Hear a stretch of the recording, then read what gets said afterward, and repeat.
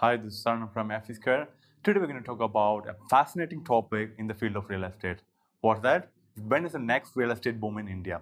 This is the most fascinating question and exciting question for all the real estate lovers out there in the country. So stay tuned. We're going to talk all about the next real estate boom in India. When is the best time to buy? When is the best time to make much money out of it? When will the price will get escalated? So today we're going to talk all about the real estate boom in India. So stay tuned, stay happy, and stay excited. We're going to learn something very new in real estate.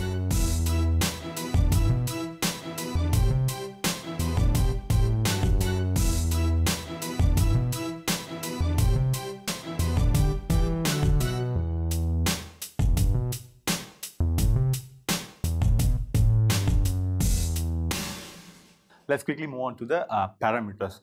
Before answering this question of when is next real estate boom in India, I'm going to use two scenarios for that.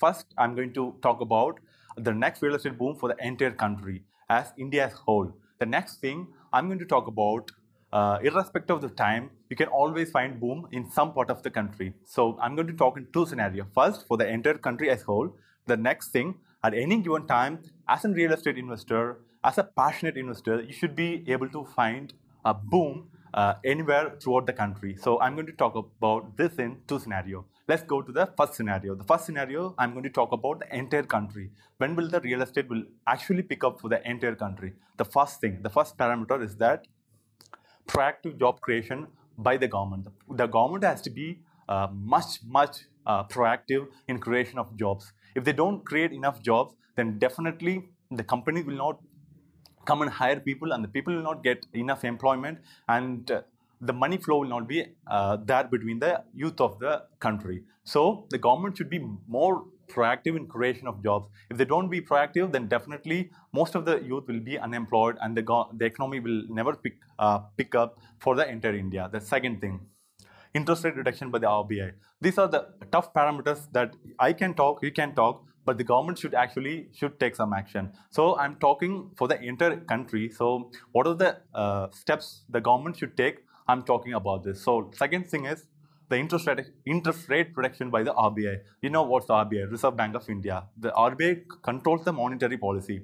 So the RBI should reduce the interest rate, the home loan interest rate, or the mortgage loan interest rate. To the home loan should come as below as 6 or 5%, and the other mortgage loan should come as low as 8 or 9%. Only then the people will get motivated and they will come and buy loans and invest in a property. So the RBI has a huge role in the promotion of or in the boom of the next real estate. So the housing loan interest rate should actually come down, because in developed nation it's very low. If you go to Australia or US or UK, the housing loan is as low as from 2 to 3%. That's because they have very low inflation. Even though India has high inflation, but there are some ways in which some kind of a loan can be given at low interest rate. So the RBI should take good steps in reduction of the home loan interest rate. The next thing, massive infrastructure development by the government. What I mean by that, the government should be more proactive in construction of 8 to 16 lane roads between the major cities. For example, Bengaluru and Chennai is a very hot market. It should be connected with 16 lanes. Only then the economic growth will be very good between the two cities. And other things can be super fast trains, bullet trains between the major points of India. For example, Chennai to Bangalore, Bangalore to Hyderabad, Hyderabad to Calcutta, Calcutta to NCR region, then NCR to Mumbai. This major region has to be connected by the bullet trains. Only then the economy will pick up. Or the flight services. The price of the flight services has to be come down. The government should take some steps in providing more flight services at cheaper cost, so that people can travel and they can go and chase business or investment throughout the country. The next thing, more transparency. What I mean by that, India is a country where the transparency in real estate is very low. In India, if you say about real estate, the transparency is very low. That's because the government is not proactive in making everything transparent. For example, what I mean by that is that all the document has to be digitized. Only then everyone can go and check the documents like UK or US. In India, most of the documents are in papers. It's not digitized. All the land records, building records, approval records, it's not digitized at all. In most of 90% of 90% area of the country is not digitized yet. So if the records in paper, then definitely there are chances for illegal transaction to happen. So the transparency is very, very low, and the government should be more proactive in making the builder to be more transparent with their construction development, with their construction delay. So more transparency has to be come into the Indian real estate. Only then the entire India will pick up at the real estate pace.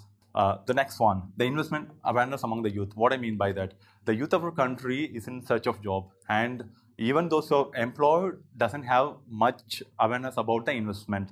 That's because they don't have enough mindset or enough awareness to know about investment. If they don't invest their money or the long run, they will be definitely losing the money because of inflation and other causes, and they will not be able to meet their future expenses, which will be quite big because of inflation. So the rapid awareness should be created among the youth of our country. Only then the youth will take some actions in investing in real estate or gold or anything else. But the awareness has to be created by the government and among the youth. So these are the 5 parameters I'm talking about for the India as whole.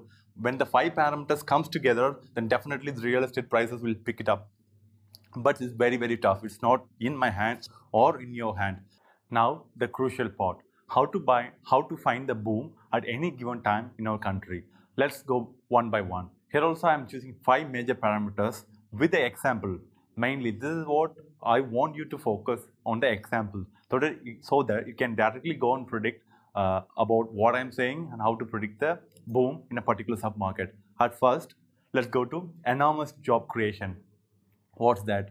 If that's a major expansion of jobs by the private companies or the abroad companies from abroad is rapidly expanding its company and rapidly hiring, then it's the market which you should really focus on. For example, M-City. What's that M-City? Mahindra City in Chengalpat. Though it's far away, the Mahindra City is rapidly expanding. They have even acquired one more 1,000-acre land parcels. So at present, the employees are around 25 to 30,000, and future it may go up to 60, 80, or even more, because the Mahindra City is rapidly expanding. Next, let's go to the ITPL example. ITPL, the employees count is 35,000 plus, and they're gonna ever expand. The Whitefield market is always getting very much expanded. Rapid job creation.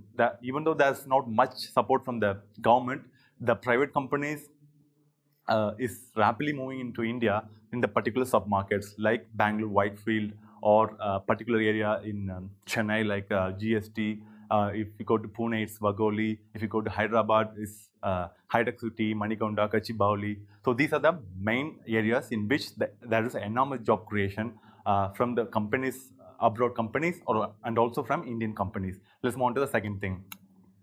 Widening of roads and metro coming up. What's that? If you go to any submarket and if you find the road is getting rapidly expanded and major renovation is happening, major bridges coming up, or the metro is coming up, the metro is metro work is going up, then definitely the submarket you should have a focus on. I'll go to an example for this.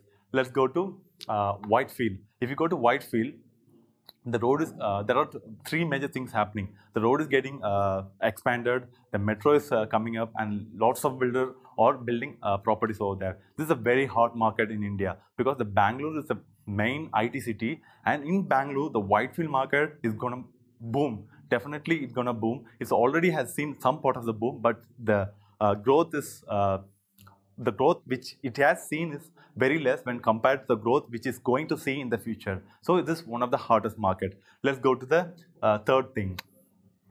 Top international schools coming up.